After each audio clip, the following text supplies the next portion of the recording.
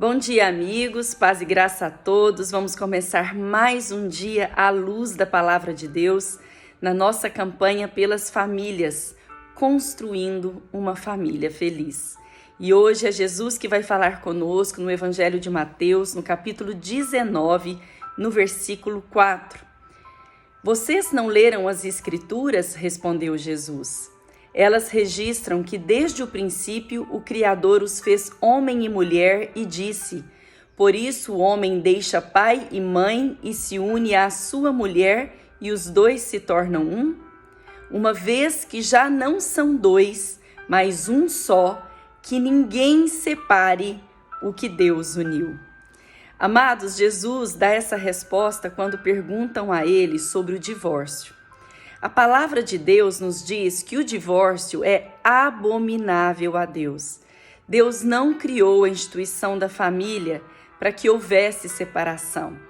Jesus repete aqui em Mateus 19 o que o próprio Deus fala lá em Gênesis 2. O que é o casamento?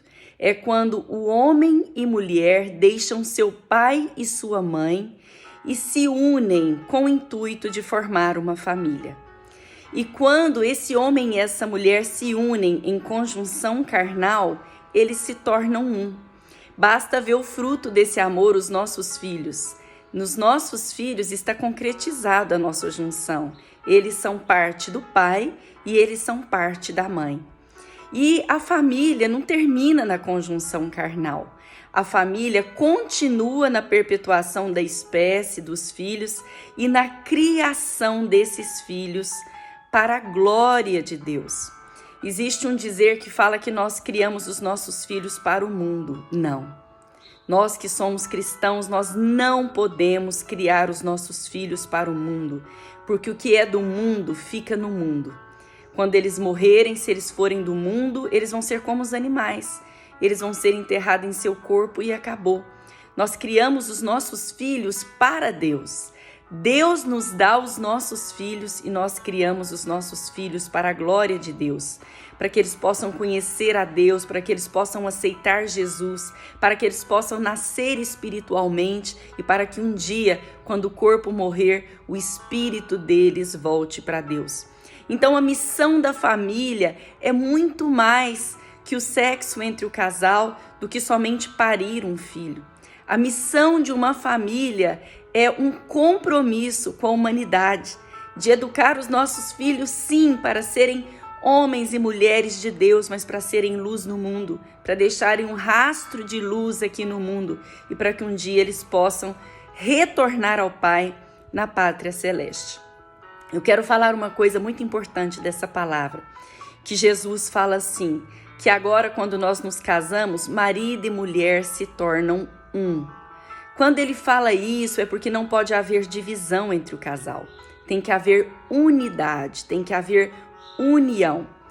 E ele fala, o que Deus uniu, não separe o homem.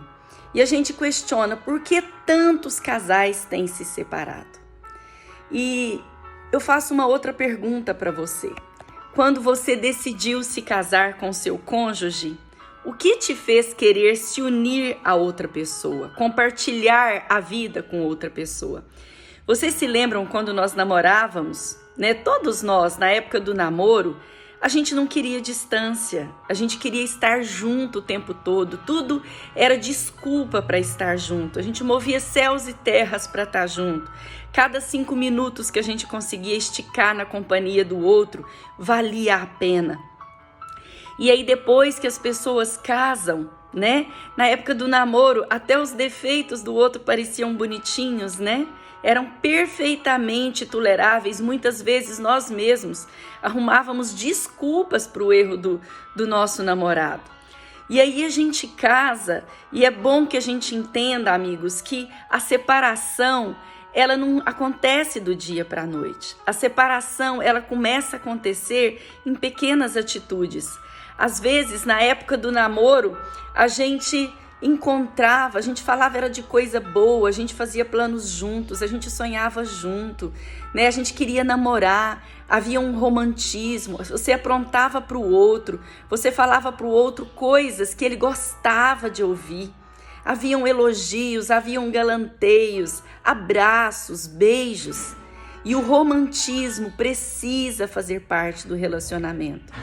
E muitas vezes, depois que a gente casa, a gente começa a deixar esse romantismo esfriar.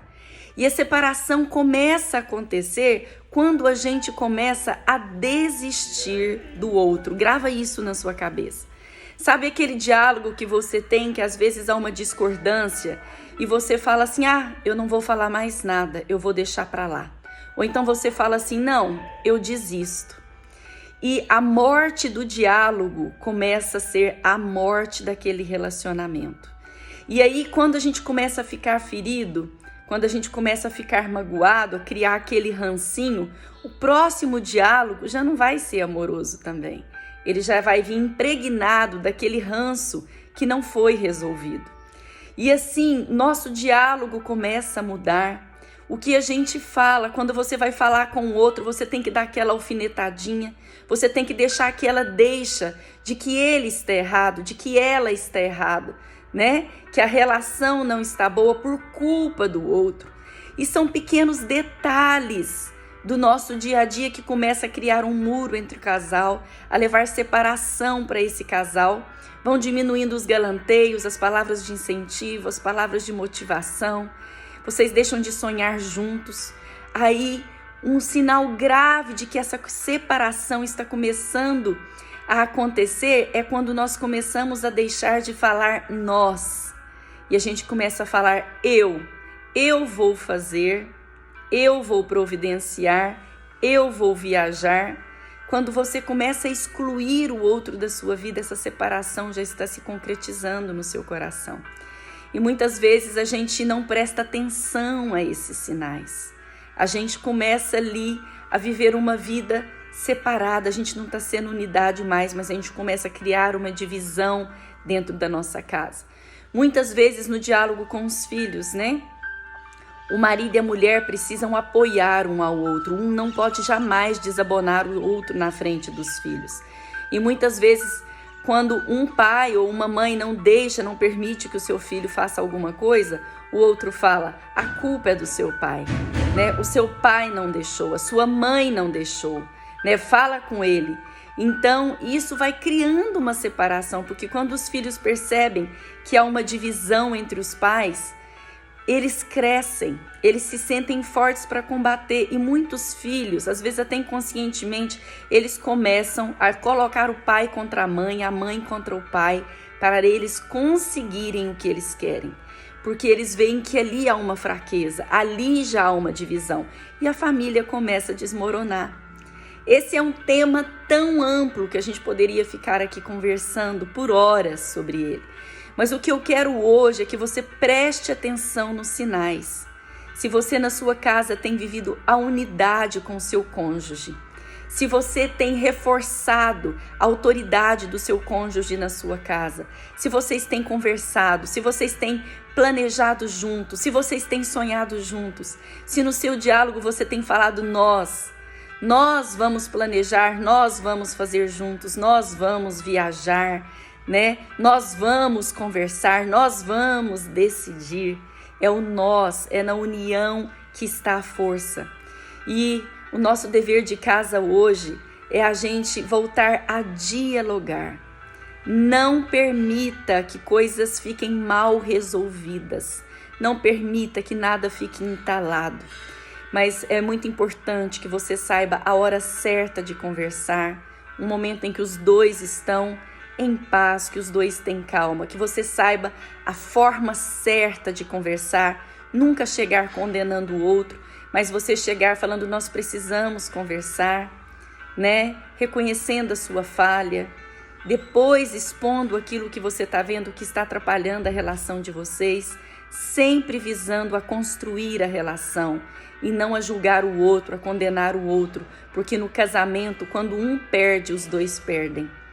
Então, quando um destrói o outro, os dois são destruídos. Mas é quando um soma com o outro, quer o bem do outro, um ajuda o outro a se reconstruir, é que aquela família é reconstruída.